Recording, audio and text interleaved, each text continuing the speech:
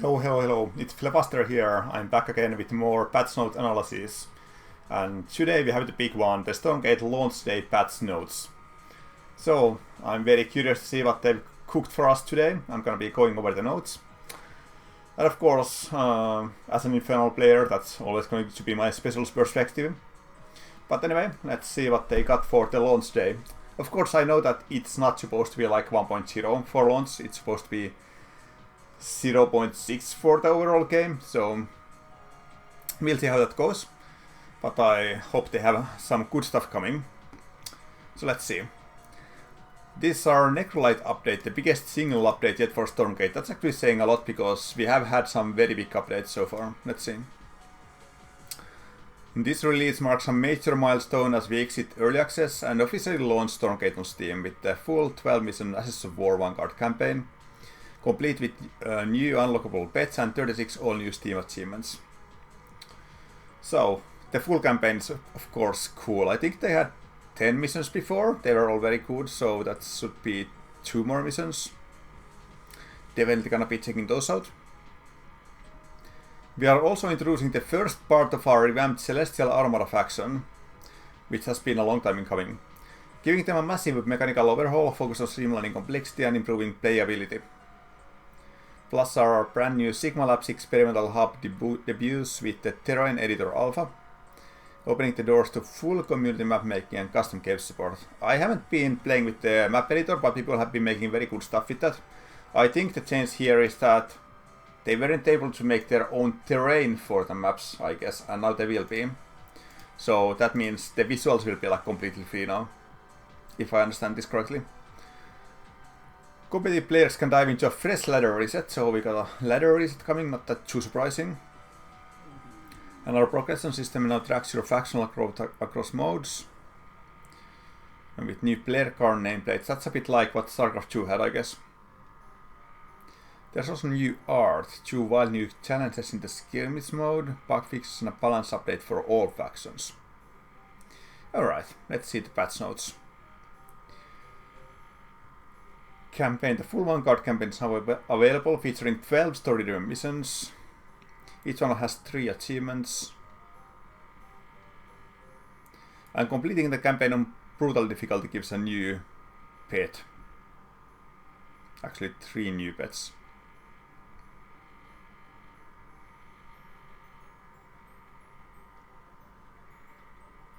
Okay, you can see the pets here.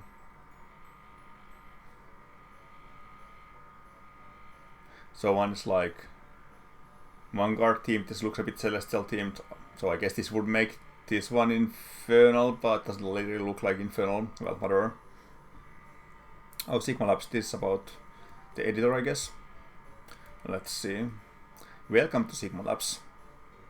Our experimental testing grounds for features and modes that are still in development, so maybe this is gonna feature stuff like the...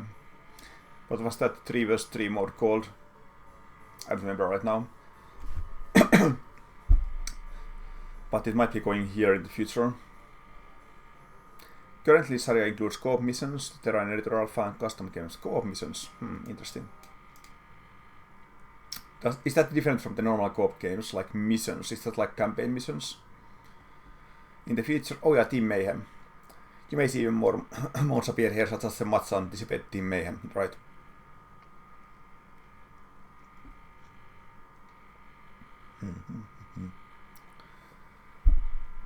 The Terrain Editor Alpha. We are calling this initial release the Terrain Editor Alpha because its current focus is on enabling the community to make custom maps using the standard rule set for PvP games. It doesn't include the games that will be the tools that will be used to edit game data or triggers, but those will be coming later. So people can still edit those by directly editing the JSON files, I guess, but not directly through the editor yet. New features, patching tool, okay. None of these really say anything to me because I haven't been using the editor, so I'm just gonna skip to the next thing. Co-op is still up and running, and players can continue to enjoy it in its current state. Development on co-op has been kept on the back burner while we focused resources on other modes and features, but rest assured, this is not the end. Co-op is an important part of our vision and we plan to return to it with full focus in future update, as you should, because there's a lot of people who actually prefer playing co-op. So it's very important to add more stuff to that. Custom games has been moved into Sigma Labs to keep it conveniently close to the terrain editor. Custom game map names are used in most places. Stormgates have been reworked to better support free for all. New loading screen UI to support a large number of players. Interesting. Oh, and observer replay also supports a large number of players. So, Celestial revamp. Celestial Armada has begun its long-awaited revamp, aiming to reduce complexity while preserving the faction's hallmark versatility and mobility. In this patch we are focusing on foundational mechanics with deeper iteration on unit interactions planned for future upgrades. Alright. Arc ships now function more like traditional command structures found in other factions. They produce workers, relocate and cast faction support abilities.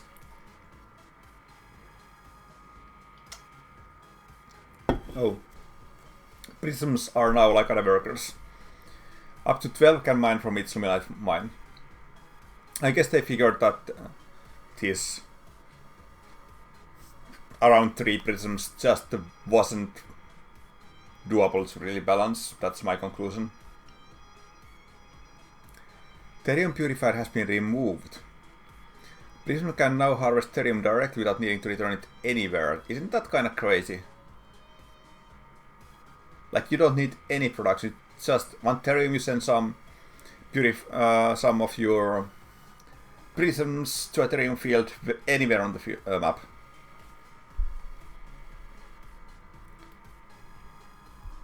Morph cores are no longer produced by Arc ship. Instead, most celestial structures now have an ability called Material Allocation, allowing them to refund most of their cost and transform into Morph core. This enables flexible repositioning or conversion into other structures. Interesting. So, no more Morph core rushes, of course. And instead of Morph core being like a rush tool, it's now something that can be used to move buildings around. That's interesting. You can still hide stuff in the forest using Morph cores, but you first need to build that building elsewhere, I guess. This kind of makes some proxies a bit harder. And that's good, of course. Power banks and link nodes have been merged into a single structure that can freely morph between 3 key modes.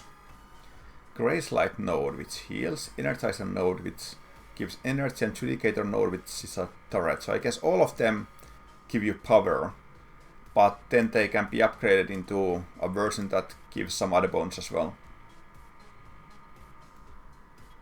I would imagine this is a good change. I've never played Celestial, but thinking about how they make both link nodes and power banks, I would imagine this is a welcome change. Because link node by default didn't really do anything. Aeon gates are now tier 2 structure built directly from the command panel. The power system has been simplified and no longer includes hidden benefits or effects. Hidden benefits. I'm curious what those hidden benefits were. Probably Celestial players would know, but something that wasn't listed, I guess. For a complete breakdown of changes, see the balance updates below. Alright. Challenger skirmish.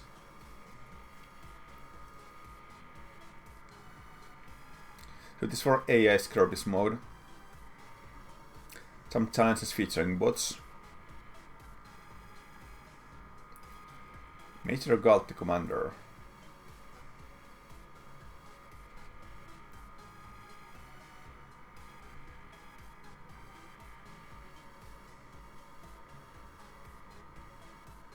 How are these related to a Challenger skirmish? Like, it doesn't say anything about commanders here.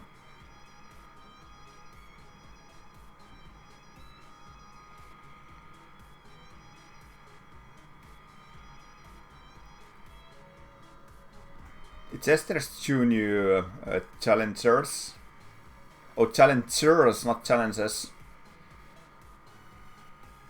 So this is like a custom race that you're playing against, pretty much. They have like a hero unit and special units. Okay. Sure, that's interesting, I guess. We'll have to play those to see what that actually means.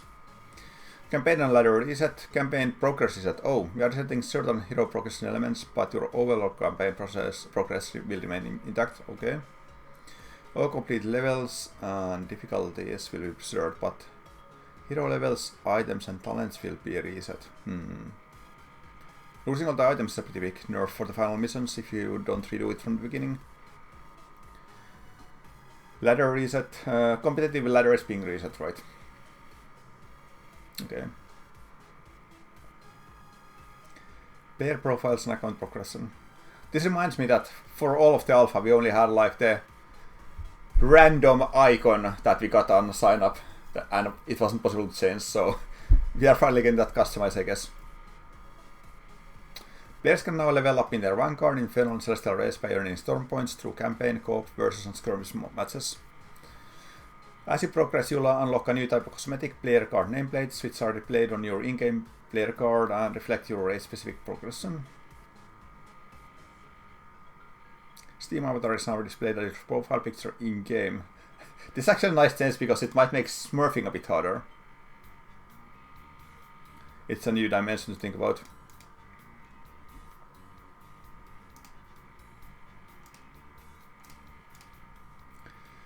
We have added a couple types of progression to be aware of beyond versus ranks, leagues and co-op commander levels. Account levels. Playing any mod contributes to your overall account level, which is usually visible on your portrait. Reaching a higher account level will increase your account tier, upgrading the borders around your portrait and player card, and faction levels. Playing in any mod will level up whichever of the three main factions is associated with whatever you just played. For example, playing as Malok in co-op will increase your Infernals faction level, and playing in the Vanguard campaign will increase your Vanguard faction level.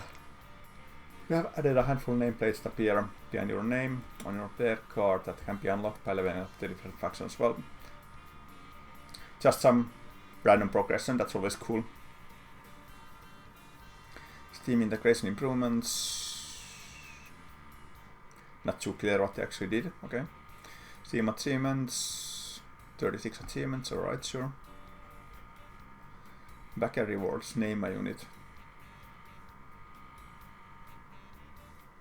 Interesting. So some units can now have a random name. Interesting.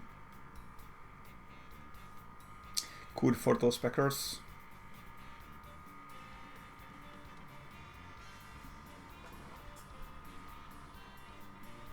Twitch drops.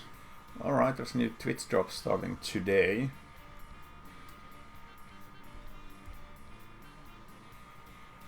Which will give you Fog of War, alright.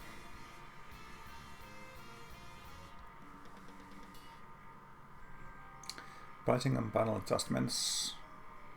Each of the three paid campaign chapters getting a price section, okay. Heroes discounted.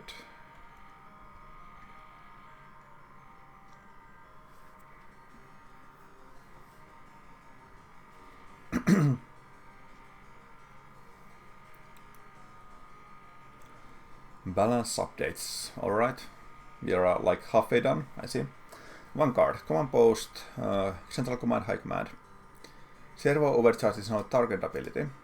Okay. That's already interesting. Movement bonus speed decreased from 50 to 30%. Bonus armor increased. When it says target, is it single target or is it an area? It doesn't clarify that. So, in theory, this might help against the bunker rushes. Slower movement speed helps a bit against that, but not that much. Like, that's not a huge difference yet. And it gives more armor. So if this now targets one worker, that's gonna be good against those rushes. If it's just like target an area of workers, then I'm not sure if it helps at all. Rampart. Reinforce no longer autocast for 2 seconds after Rampart has finished transforming. Okay, that sounds like a bug fix. Reinforce will now only autocast on targets that have less than 75% health, okay. And riposte variants. Right click to load will now have a higher priority than right click to rally. Rally commands will no longer B, I guess B set from the quick macro panel. Flak cannon, anti-ground, range decreased from 12 to 10. Okay, that's nice. Hedgehog's outer radius. So it was made slightly smaller, decreased from 0.8 to 0.6. So it stacks up more. Inner radius made way smaller as well, okay? So it can fit through all gaps in terrain basically. Fixed and Super Sentinels were doing slightly more damage than expected. Okay, not that much to Vanguard. So my big hope is that this change actually is now a single target. And it would stop the bunker rushes, because those have been terrible for a while and people have been really hoping that they get fixed. If this is now a single target ability, then I think that should be alright against stopping those bunker rushes, but if it's not, then it doesn't look that great. Infernal, Shrine, Greater Shrine, Elder Shrine. Imp recharge time increased from 17 to 18 seconds. Summon effigy cooldown increased from 5 seconds to 25 seconds. Why though? Ah, okay, they got this behavior back. So if you summon it on Shroud, it's faster. Okay, like it used to be in some time past. And Hellspawn Resurgence cost decreased a bit. No, that's cool. It was so expensive, I didn't use like a single time in previous patch. Tribute Pyre supply granted increased from 10 to 15, that's nice. Shroud Stone attacks a lot faster, nice. Effigy vision range increased from 11 to 15. Okay, that's also good, because that's so annoying, because one effigy didn't give you vision all the way to the edge of its shroud. Presumably now it does.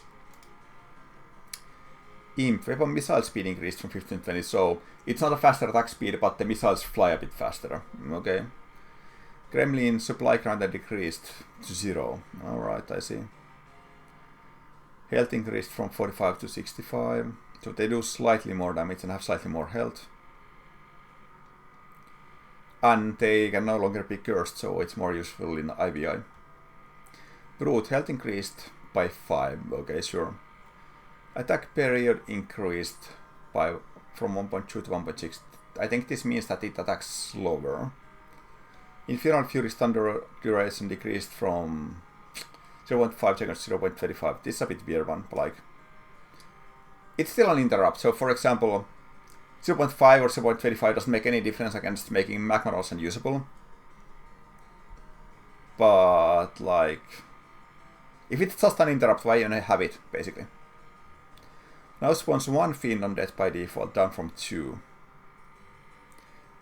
If a brute has more than 90% health remaining, it will spawn an additional Fiend. Wow. And Fiend Explosion now adds +1 Fiend, down from +2. This is a huge nerf to brute. Like, really massive nerf to brute. And I'm not sure it's in a good place. Like, it's gonna deal a lot less damage. So it has a lot less value apart from stunning and interrupting. But like, what is your damage dealer without brute? Let's see. Fiend health increased a bit. Damage, oh, it does a lot more damage now. But you only get one of them from brute, so yeah, I don't know. Gaunt gains a new upgrade on the ritual chamber. Soulbone Chakram grants gaunts on hit if target. Oh, so the curse is now a research. Once again. So it's the second huge nerf to Infernal. Very interesting.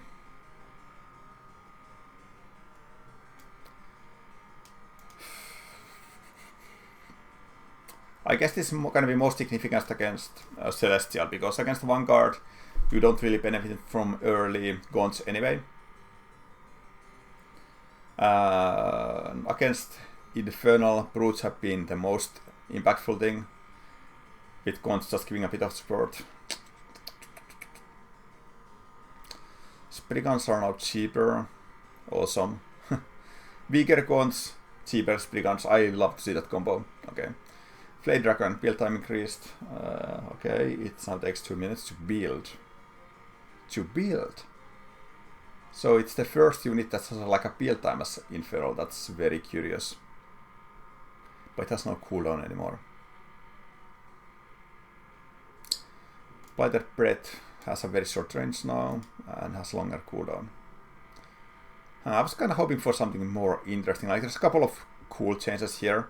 Shroudstone, which is still probably never gonna be worth using. Shoots faster, that's cool. And this is like a quality of life fix for the Fidges. Everything else kind of seems like nerfs. I mean, sure, this is technically a buff, but it's like so minor.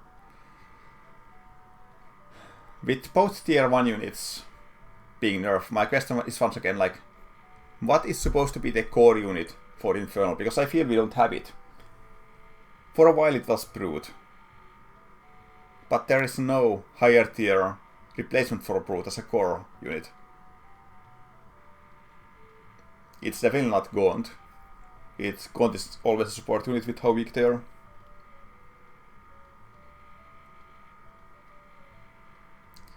So I guess my best idea for Infernal would be once again to do the tier 2 Death Ball with Hellborn and Miasma. Because Hellborn are not that strong, they can be rusted down by attacking into them, but if you also have Miasma then maybe it works. So we'll need to like zone out the enemy while shooting them with the Hellborn. Like that's, once again, that's the vision that I at the moment see for Infernal. But of course that's gonna be very hard, because at the moment the game is very focused on like the first 2 minutes and rushing, and when you nerf both of the tier 1 units for Infernal, it's gonna be pretty rough.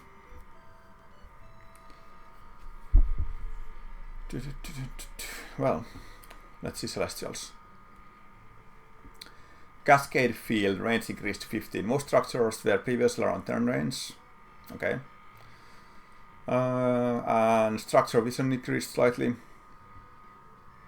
Power, yeah, that was mentioned before. Sufficient power is now required to build structures. Sufficient power, I guess that's probably yellow power. So if you don't have yellow, you can't build structures, is my guess. That seems like it's a bit of like a trap. Like if you go into red power and you need to build more power banks, you can't do that. Maybe this doesn't actually mean the power banks, and they just didn't write it here. If not, this might be a big oversight. Like, if you get them into red ones, they will not be able to build buildings until they like destroy some of their structures or something. That would be kind of crazy. Arc ships reworked to be clear command structure of the Celestial faction. Starts flying but immobile. They no longer have the Skyward Salvation ability. Was that the healing ability? They get a power surge ability that can be used on collection arrays. Energy cost increased, cannot target collection arrays. Doesn't increase the movement speed, but increase the production speed. Production speed, but can only target collection arrays. Oh, right, okay. And gives more health. The Zenith scan ability that can be used on collection arrays. Initial large revealer duration increased. 5 seconds.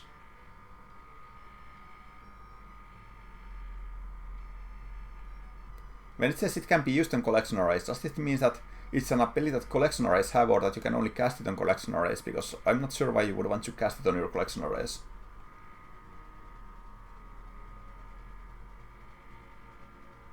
I guess this means like... No, arc ship against the...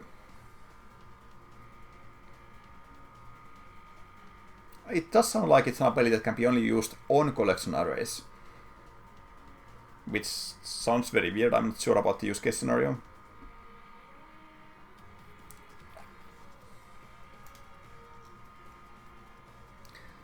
They can now lift off, giving it the ability to move around, but... You say lift off, but it already starts Oh, it starts off-grounded. Not starts off-ground. Okay, I read it wrong. Okay. Can now relocate.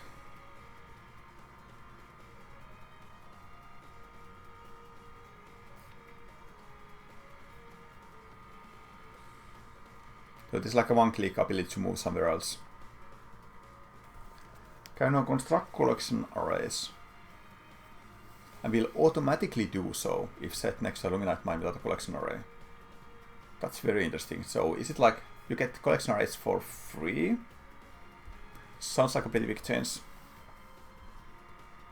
You just flight around and get all of the collection arrays in the map one after another for free. That's very interesting. Sounds crazy strong.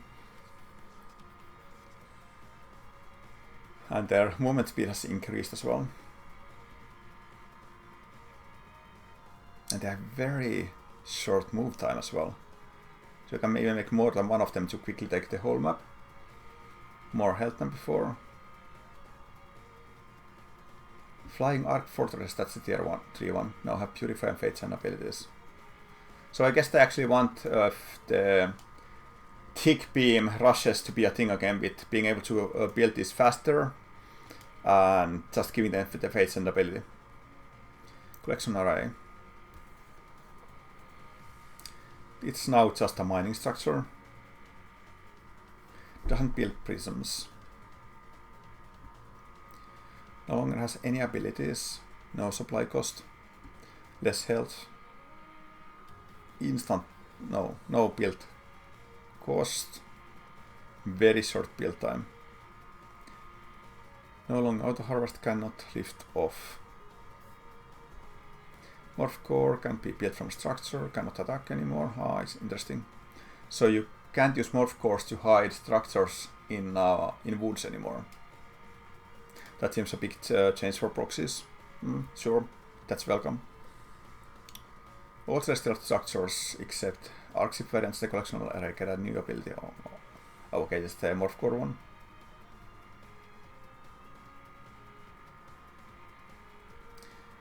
Morph core can now morph into any structures with the exception of the Archship variants and collection array.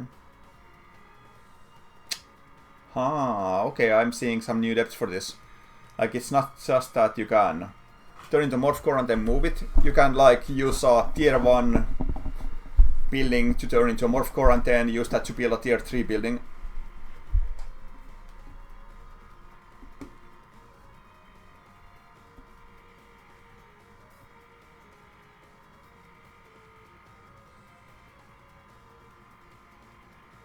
Oh, but okay, you don't really get any benefit from it. Because that's the same build time. Interesting.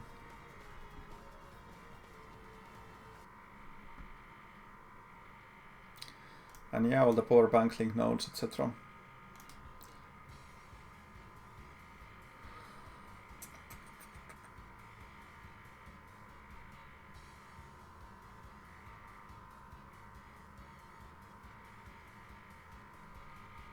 And this is a free transform into any of these 3 modes, I see.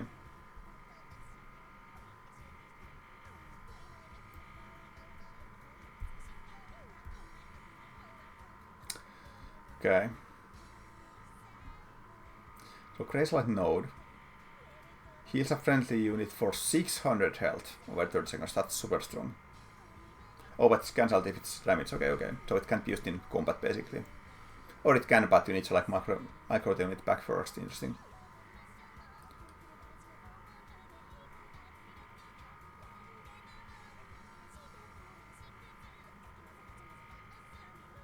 But this sounds extremely powerful because you can have like 5 of these nodes on the front line, so you can just be non-stop healing your units. I would imagine this can be popular. Judicator node attacks, but attacking costs energy per shot. Interesting.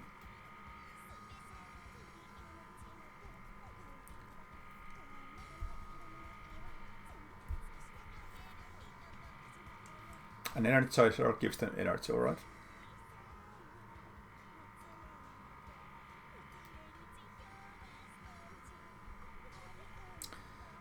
Guardian Nexus. Okay. Alien Gate, cost has been increased. It's smaller. Can we build a structure at tier 2 instead of tier 3? Prism is now cheaper than other races production units. Interesting. Much lower health, sure.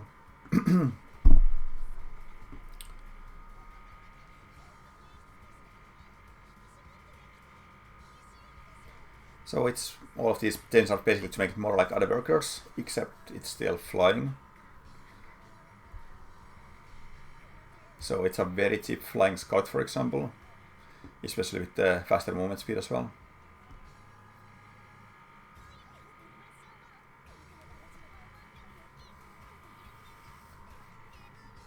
And it has super fast recharge time.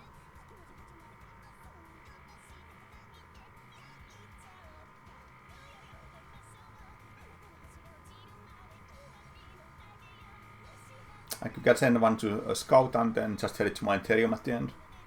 It's basically free.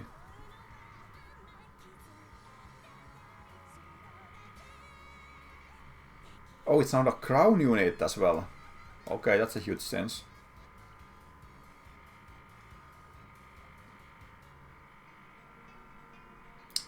But it kind of feels like this has happened so many times before, but it sounds like Celestial Economy is going to be cracked again.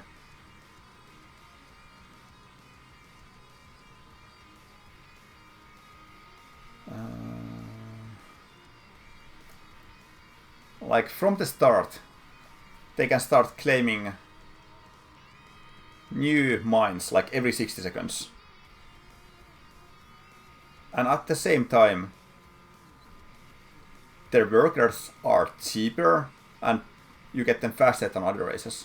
Like what? Isn't this gonna result in like Celestial having double or triple economy compared to other races like once again? What am I missing here? This combination sounds crazy. Well, anyway. Arts and damage increased from 12 to 11. Commands 1 damage. High energy bonus does a bit more damage again. Cree rollout resort is cheaper. Scanner only costs Luminite, but no longer 5. It's now tier 1 unit. Moves faster. Cabal is cheaper. Debilitate is stronger. Vector is cheaper. I'm seeing a trend here. It's a lot smaller, so more mobile basically. Sight cost decreased. Seraphim. Oh, they still do the silly thing where they can try to easily claim Stormgates. Of course, it's not quite as strong as it was against creeps. Animator is also smaller.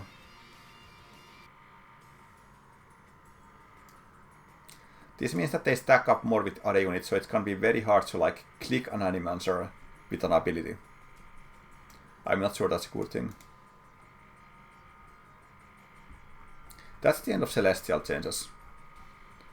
Like, I get that they're getting other compensation in other things because they're losing some abilities, but it sounds like their economy is going to be off the charts.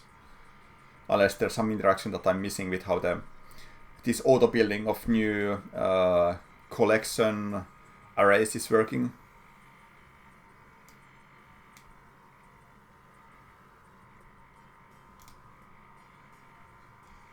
I may need to try that, like, just to see how it actually works. It sounds absolutely insane. Okay, Stormgates. They now work in free-for-all games. Freyren got nerfed a little bit. Dark Throne got bumped up to tier 3, which sucks. It was already not a very good reward. And now it's gonna be contaminating your tier 3 rewards. Okay, Power Stone buff no longer stacks. Duplicator is no longer in tier 2. And you only get 2 at tier 3. I guess this was to make the duplicate tier 3 units a bit less strong. But can't you still get 1 at tier 1, if I'm not mistaken? So that seems weird.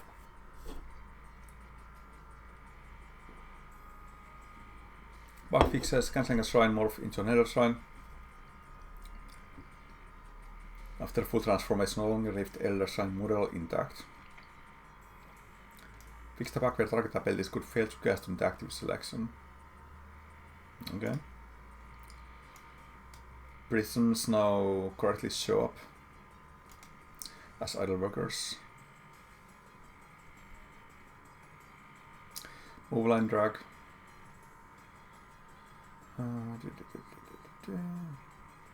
I forgot they actually added this. AS Kermis.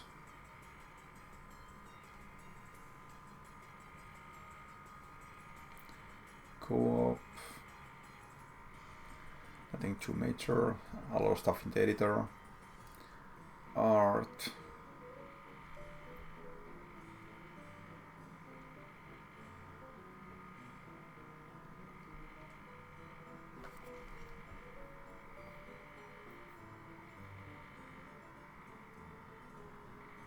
Shroudstone is now animated, okay. It was a bit weird looking. A new model for the Infernal Shrine, okay. Audio fiends now play proper attack sound effects. Certain units will not play attack sounds. Attack structure audio, okay. Mix levels adjusted. Okay, it's gonna be interesting to see how the game plays. Balance wise, I don't think this is like even like any of the biggest patches we got so far, but it does look very bad for Infernal overall. I didn't see any exciting changes, just like overall nerfs that make tier 1 very bad. It's possible that in IVI, mass brute is still the strongest thing to do because of lack of options, and because you need an upgrade for gaunts, then brute rush might be better than ever. Like without the upgrade, I don't think gaunts really do anything. I need a building and then an upgrade to do that. It's a big investment. So just mass brute might be the way to go in IVI now. But in other matchups, I really don't know. Like this tier 1 sounds so trash now. I think you will want to go like tier 2 with Miasma, even though it's gonna be extremely difficult in the current meta with the small maps and being so rush focused. Hopefully this command post changed fixed the bunker rushes. I'm not sure because it's not too clear how this target ability works. If it did, then it's maybe more doable to take rush, even though you will need to like give up the first Stormgate for that pretty much. I don't think you have any way of contesting that after these changes. But yeah, that's it. I'll be checking out Stormgate once the patch goes live. We'll see how it looks. Well, hope you enjoyed my insights and I will see you in Stormgate. Peace out.